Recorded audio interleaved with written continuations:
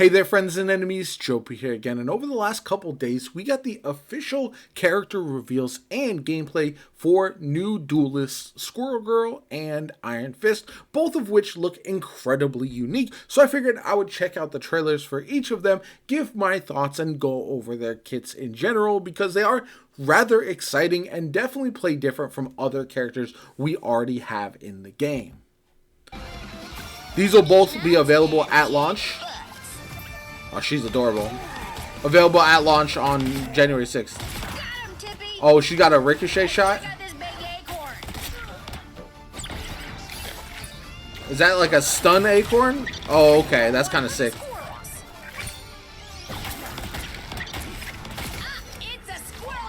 Yeah, so it's a stun mechanic. Interesting attacks for sure.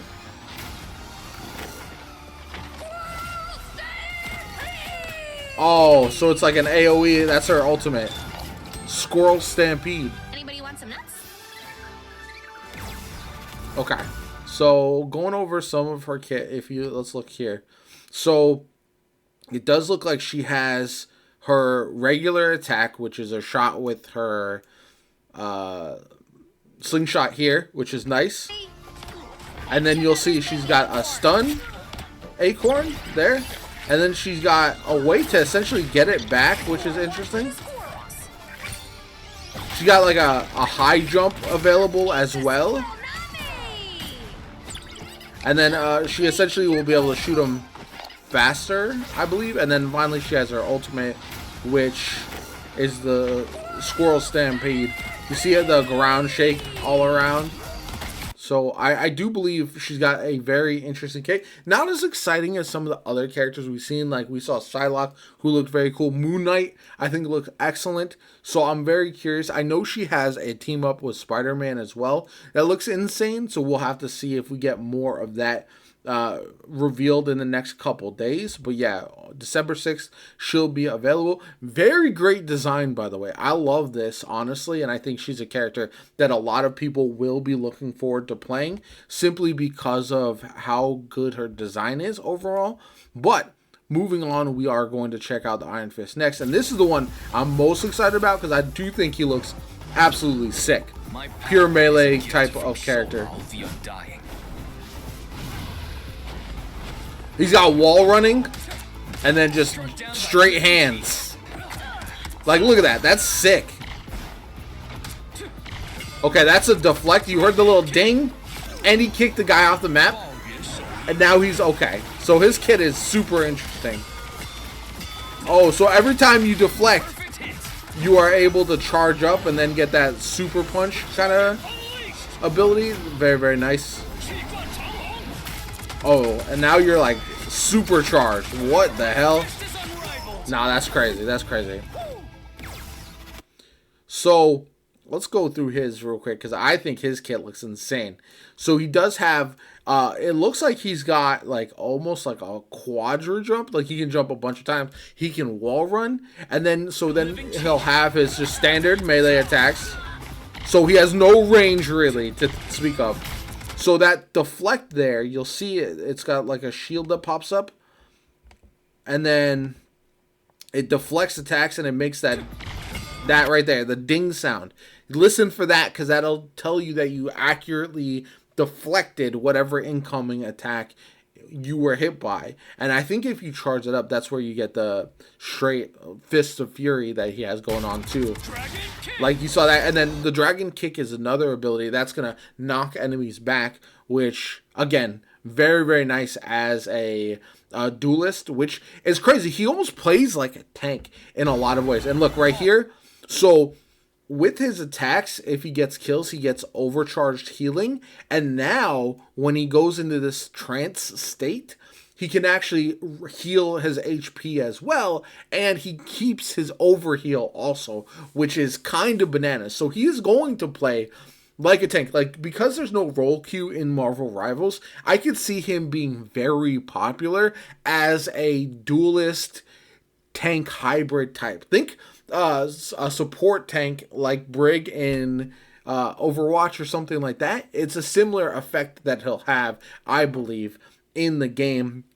Downside being he has to meet melee range. So if you're playing a bunch of snipers, he's got to find ways to get in close to do that damage. But once you are close, he should really dominate. And there's a lot of melee focused characters. We have Magic, we have him. So I really feel like that's going to be a big advantage when we talk about different play styles within Marvel Rivals, because it does feel like there's a lot of different combinations. And then you have his like Fists of Fury here.